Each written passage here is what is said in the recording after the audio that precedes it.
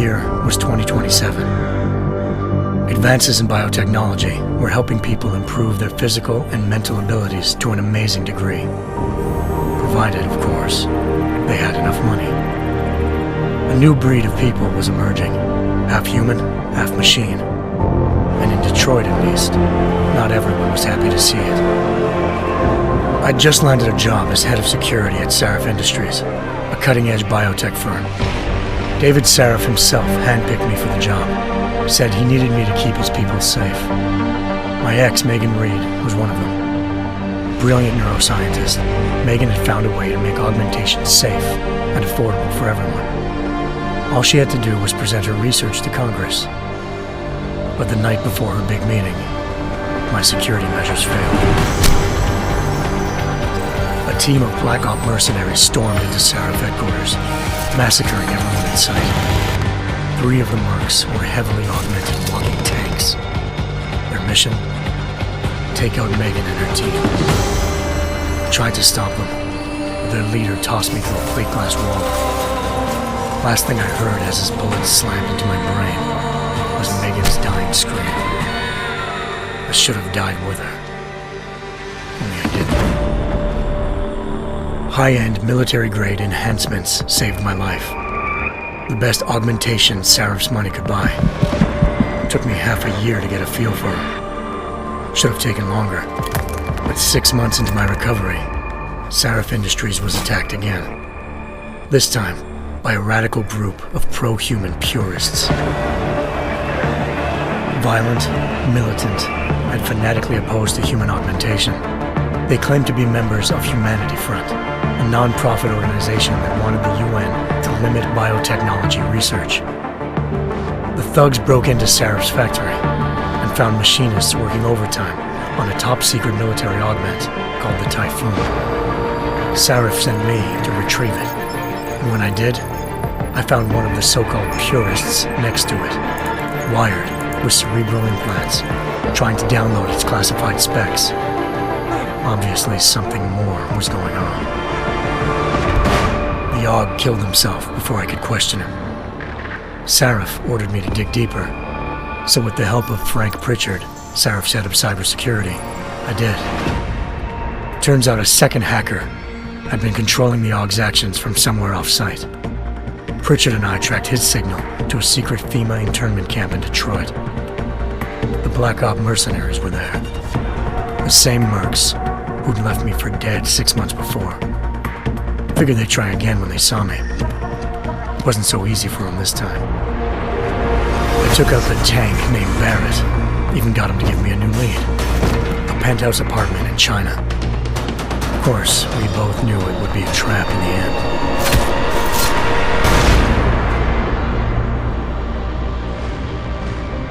Hengsha Island, China. Home to a city so crowded, they had to build a second city on top of it. Trying to find clues in Hengsha wouldn't be easy. Lucky for me, I wasn't alone. Farida Malik, Sarif Industries' ace pilot, had lived in Hengsha before. A good person to have on your side. She knew enough about the place to get me around. Malik dropped me in the lower city, close to the penthouse Barrett had told me about. Bell Tower Associates, a private security firm under contract to the Chinese government, had agents tossing the suite when I arrived. Just not for the reason I'd been expecting. Turns out the man who lived there was a criminal hacker named Van Bruggen. The same hacker who'd been remotely controlling the AUG in Sarif's factory. Van Bruggen's panicked decision to force the man to commit suicide had been a mistake. Now his mercenary partners were gunning for him, and I needed to find him before they did. Locating Van Bruggen meant playing nice with the Triads, Hengsha's organized crime lords. They had the hacker holed up inside a low-rent capsule hotel. By the time I found him, Van Bruggen had no qualms giving up the woman who hired him. Zhao Yunru, president of the Taiyang Medical Corporation. According to Van Bruggen, Zhao wanted to monopolize the augmentation industry and had hired Black Op mercenaries to destabilize her competition. Sarif Industries was at the top of her list. To prove this, I needed to get inside TYM and grab a surveillance hologram off a server. I suspected Van Bruggen was hiding something when he told me this, but nothing could have prepared me for what I saw. Megan wasn't dead. She and her 4 best researchers had been kidnapped, spirited away somewhere while their kidnappers made it look like they were dead. Desperate to learn more, I confronted Zhao in her penthouse. She claimed to be a pawn in a bigger plan, and hinted at a group so powerful it controlled global interests at a whim. Then she slipped into a panic room and hit the alarm, forcing me to make a very quick exit. I figured Zhao was lying, but part of her confession made sense. David Sarif had been worried about his people. So worried, he'd required all of them to have subdermal locator devices surgically implanted.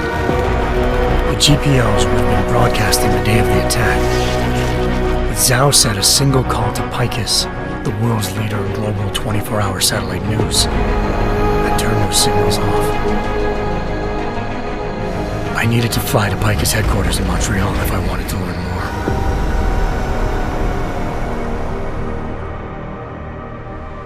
more. Eliza Cassan, Picus Communications' First Lady of News. Malik thought I was reaching when I told her Eliza was involved in this. The world's most famous news anchor, working with a mercenary hit squad.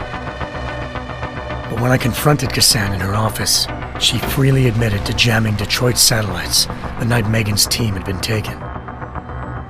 Said she's just been following her commands. I suspected she wanted to say more. But Black Op mercenaries showed up looking to shut us both down. And just like that, the Eliza I'd been talking to disappeared. The Mercs were led by an augmented killer I crossed paths with twice before, Fedorova, a woman who'd made silence her best friend. She waited for me to track Eliza's transmission to a secret server room underneath the Picus complex, then jumped me from behind. A deadly fight ensued. I made sure she never moved silently again. With Fedorova down, and no one left to keep Eliza quiet, she reappeared. Turns out Picus's First Lady of News wasn't a lady at all. She was a sophisticated AI program, engineered to monitor data streams and control what people believed. Eliza told me the Mercs had brought in a Humanity Front doctor named Isaiah Sandoval to remove the scientist's implanted tracking devices while Detroit's satellites were down. She also told me to speak to David Sarif if I wanted to learn more. By the time Malik and I got back to Detroit, tensions between normal and augmented citizens had reached a flashpoint. Riots were breaking out in several cities, and the UN was being urged to intervene. Sarif was trying hard to convince Hugh Darrow, the inventor-turned-philanthropist who'd once been a leading proponent of enhancement technologies, to help stop a possible regulatory vote. Sarif had a lot riding on Darrow. Megan's discovery would have given millions of people the chance to evolve beyond their normal human abilities, and at the same time catapulted Sarif Industries to the top of the Fortune 500. According to Sarif, Megan's kidnappers knew this, and didn't want people evolving unless they controlled how it was done.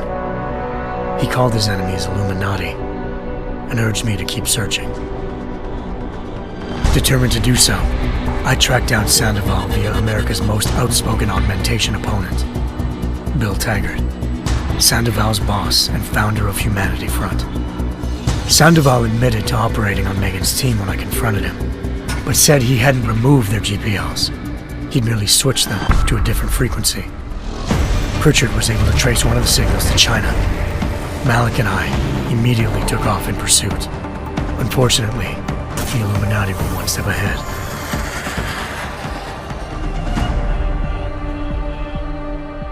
Ambushed. Shot out of the sky by Bell Tower Associates, seconds after entering Hengsha's airspace. Malik's piloting skills saved me. After a tense and bitter struggle, I escaped into Lower Hengsha. The tracking signal I was following led straight to the Triads, or more specifically, to the augmented arm of Tong Si-hung, leader of a gang of augmentation harvesters. Tong said they'd taken the arm off a corpse, which Bell Tower had left at their door, meaning at least one of Sarif's scientists was dead. Maybe not the rest of them, though. Tong pointed me to a port used for human trafficking and helped me slip aboard a bell tower ship. It was sailing to Rifleman Bank Station, a military base in the South China Sea. Bell Tower was holding kidnapped civilians as prisoners there, and using them to perfect the Hyron Project, a human-computer interface that left most of its test subjects dead. My search for Megan would have ended then, if not for a mysterious ally named Quinn. In exchange for my help exposing Bell Tower, he slipped me aboard a second ship headed to Singapore and an Illuminati-run biotech facility called Omega Ranch. 3 of Serif's scientists were there, forced by their captors to create a technology capable of remotely shutting down augmented abilities. Thanks to an emergency recall notice issued by the World Health Organization, millions of people all over the world already had the biochip installed. With the help of the scientists, I tracked Megan to a private section of the ranch. There, I ran into Yaron Namir, the walking tank who'd put a bullet in my brain the first time we met. He'd teamed up with Zhao and was hoping to catch me off guard. Their little ambush didn't work. I found Megan in a suite belonging to Hugh Darrow, the billionaire philanthropist who'd Serif had called on for help. Darrow had convinced her to go along with the biochip plan by promising to sabotage the tech. As she was explaining this, Darrow appeared in a global broadcast, telling the world that augmentations would be the death of mankind.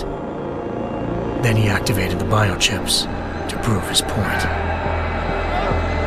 All over the world, augmented people flew into a killing frenzy. Darrow had betrayed everyone, and it was up to me to set things right. To do it, I had to reach Panchaea, a massive installation in the Arctic Ocean. As I raced through corridors built by an all-augmented workforce, I saw death and destruction firsthand. By the time I shut down Darrow's broadcast, I knew the damage he'd done. Still, humanity's future remained unclear. How would the world react to this sabotage? Would people ever regain their faith in augmentations again? What would be the Illuminati's next move? Only time could give us the answers.